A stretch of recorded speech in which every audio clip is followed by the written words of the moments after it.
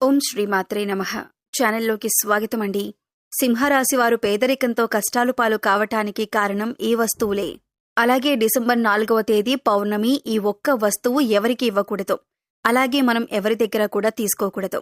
అలాగే ఈ వస్తువు ఒకవేళ మీరు కనుక ఇచ్చారంటే మాత్రం మీ జీవితం పూర్తిగా నరకంగా మారిపోతుంది. పేదరికాన్ని అనుభవిస్తారు. అలాగే ఈ రాశివారు ఎటువంటి వస్తువులను ఇంట్లో ఉంచుకోకూడదు. ఏ దేవతారాధన ఈ రాశివారికి శుభ ఫలితాలనిస్తుంది? ఇటువంటి విషయాలన్నీ కూడా ఇప్పుడు ఈ వీడియోలో మనం వివరంగా తెలుసుకుందాం. కానీ అంతకంటే ముందుగా మీరు కనుక మన ఛానల్ని ఇప్పటి వరకు సబ్స్క్రైబ్ చేసుకోకపోతే సబ్స్క్రైబ్ చేసుకొని పక్కనే ఉన్న బెల్ ఐకాన్ నొక్కి ఆల్ సెలెక్ట్ చేసుకుంటే మేము ఇలాంటి వీడియోస్ అప్లోడ్ చేయగానే ముందుగా మీకు నోటిఫికేషన్ వస్తుంది. అలాగే వీడియోని ఎక్కడా కూడా స్కిప్ చేయకుండా చివరి వరకు చూస్తేనే మేమేం చెబుతున్నామో మీకు పూర్తిగా అర్థమవుతుంది. ఇక వివరాల్లోకి వెళితే ఈ రాశివారు ప్రతిదీ కూడా వీరి జీవితంలో పోటీగా తీసుకుంటారు. అలాగే ఈ రాశివారి జాతకం పరిశీలించినట్లయితే కనుక వ్యాపారంలో చక్కగా రాణించే అవకాశాలైతే ఈ రాశివారికి ఎక్కువగా ఉన్నాయి. వీరి ఆలోచనలను ఎవరితోనూ కూడా వీరు పంచుకోరు. ఇక ఈ రాశివారు ఉద్యోగ జీవితంలో కూడా అంచులంచెలుగా అభివృద్ధి చెందుతారు. సొంతవారు లేదా తెలిసిన వారు వీరిని మోసం చేసే అవకాశాలు వీరి జీవితంలో కనిపిస్తున్నాయి. అది దగ్గర స్నేహితులు కావచ్చు, ప్రాణమిత్రులు కావచ్చు, లేదా చుట్టుపక్కల వారు కానీ, బంధువులు కానీ, ఈ విధంగా ఎవరైనా సరే వీరి పట్ల వీరి జీవితంలో కోలుకులేని దెబ్బతీసే అవకాశం ఉంటుంది. ఈ రాశివారు వీళ్ళని నమ్మి మోసపోవటం అనేది ఖచ్చితంగా జరుగుతుంది. ఎవరితో కూడా చెప్పుకోలేనటువంటి కొన్ని ముఖ్యమైన పర్సనల్ విషయాలను ఒక వ్యక్తి దగ్గర షేర్ చేసుకుంటారు. ఆ వ్యక్తి మీ ముందు మంచిగానే నటిస్తూ మీ వెనకాల గోతులు తవ్వుతూ ఉంటారు. అలాంటి వ్యక్తులని మాత్రం అస్సలు నమ్మొద్దు. మీకు చెడు జరిగే అవకాశాలు కూడా ఉన్నాయి. మీరు మానసికంగా క్షోభకి గురయ్యేటటువంటి అవకాశాలు కూడా మీ జాతకంలో కనిపిస్తున్నాయి.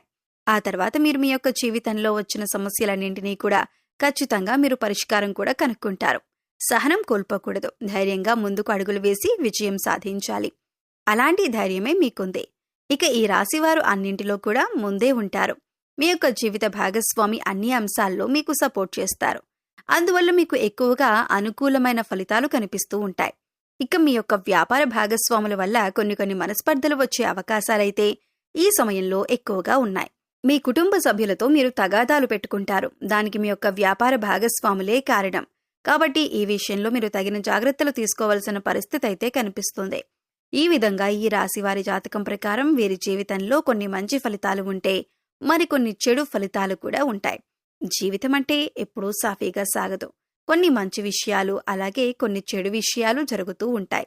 అలాగే ప్రతి మనిషి జీవితంలో మంచి చెడులనేవి ఖచ్చితంగా ఉంటాయి.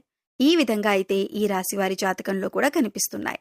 ఈ రాశివారు ఈ వస్తువుని మాత్రం ఎవ్వరికీ అస్సలు ఇవ్వకూడదు. ఒకవేళ మీరిచ్చారంటే మాత్రం ఏరు కోరి కష్టాలను కొని తెచ్చుకున్నట్టే అవుతుంది. ఈ విషయంలో మీరు ఖచ్చితంగా జాగ్రత్తలు తీసుకోవాలి. ఈ ఒక్క విషయాన్ని మాత్రం మీరు తెలిసి కూడా నిర్లక్ష్యం చేశారంటే మాత్రం మీరు ఎనలేని కష్టాల పాలవుతారు. కాబట్టి ఈ వస్తువులను ఎవ్వరికీ ఇవ్వకండి. ఆ వస్తువేంటి అంటే సుగంధ ద్రవ్యాలు, అంటే మహాలక్ష్మికి ఎంతో ప్రీతికరమైన వస్తువులు. కాబట్టి మీరా మహాలక్ష్మీదేవి యొక్క అనుగ్రహాన్ని పొందాలంటే కనుక ఈ సుగంధ ద్రవ్యాలు ఎవ్వరికీ అస్సలు ఇవ్వకూడదు. సుగంధ ద్రవ్యాలంటే మనం వంటింట్లో ఎక్కువగా వాడుతూ ఉంటాం కదా, అదేనండి లవంగాలు, యాలకులు ఇటువంటివి. ఈ ముఖ్యమైన సుగంధ ద్రవ్యాలు మీరు ఎట్టి పరిస్థితుల్లోనూ ఎవరికీ కూడా ఇవ్వకూడదు. చాలా వరకు మనం చూస్తూ ఉంటాం, ఏదైనా మనం వంట చేస్తున్నప్పుడు మన ఇంట్లో ఏదైనా ఒక వస్తువు లేకపోతే మన పక్కింట్లో ఉండేవారిని కానీ, లేదా ఎదురింట్లో ఉండేవారిని కానీ, లేకపోతే స్నేహితులు, ఇరుగు పొరుగు వ్యక్తుల దగ్గర ఆ వస్తువులని తెచ్చుకుంటూ ఉంటాం.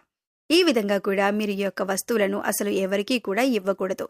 మీరు మర్చిపోయి కూడా ఎవరికీ ఇవ్వకూడదు. ఒకవేళ మీరు మర్చిపోయి కూడా ఎవరికైనా దానంగా కానీ, సహాయంగా కానీ ఇచ్చారంటే మాత్రం మీరు లక్ష్మీదేవిని మీ ఇంటి నుంచి పంపించినట్లే అవుతుంది. తద్వారా మీరు కోరి కష్టాలు కూడా తెచ్చుకున్నట్లే అవుతుంది. అప్పుడు లక్ష్మీదేవి ఇంట్లో నుంచి బయటికి వెళ్ళిపోతుంది. ఎన్నో రకాల సమస్యలు, ఇబ్బందులు, కష్టాలు మిమ్మల్ని వెంటాడుతూ ఉంటాయి. ఆర్థిక పరంగా కూడా మీరు చాలా అంటే చాలా నష్టపోతారు. కాబట్టి ఈ విషయంలో మీరు ఎంతో జాగ్రత్తగా ఉండాలి. సుగంధ ద్రవ్యాలు ఎవరైనా మిమ్మల్ని అడిగితే మీరు లేవు అని చెప్పటం చాలా ఉత్తమం. మీకు అలాగే మంచిది. అంతేకాని మొహమాటానికి పోయి మీరు గనక లవంగాలు, యాలకులు ఎవరికైనా ఇచ్చారంటే మాత్రం మీరు ఆర్థిక సమస్యలు, అప్పుల బాధలు, అలాగే కుటుంబ సమస్యలను ఎదుర్కోవలసి ఉంటుంది. కాబట్టి ఈ రాశివారు ఈ విషయంలో చాలా జాగ్రత్తలు తీసుకోవాలి.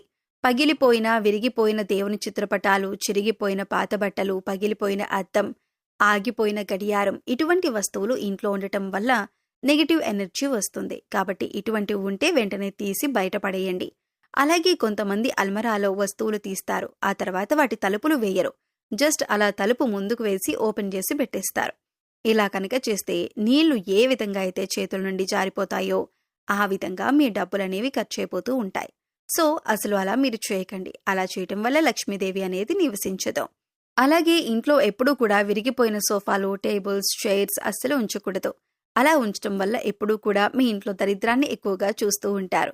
అటువంటి వస్తువులు ఇంట్లో ఉంచకూడదు. ఇలాంటివి ఏమైనా ఉంటే వాటిని తీసి పడేయండి. అలాగే విరిగిపోయిన వాటిని వెంటనే మార్చేయాలి. ఎందుకంటే ఇలాంటి విరిగిపోయిన వస్తువులు ఇంట్లో ఉండటం వల్ల నెగిటివ్ ఎనర్జీ అనేది ఎక్కువగా లాక్కుంటూ ఉంటుంది.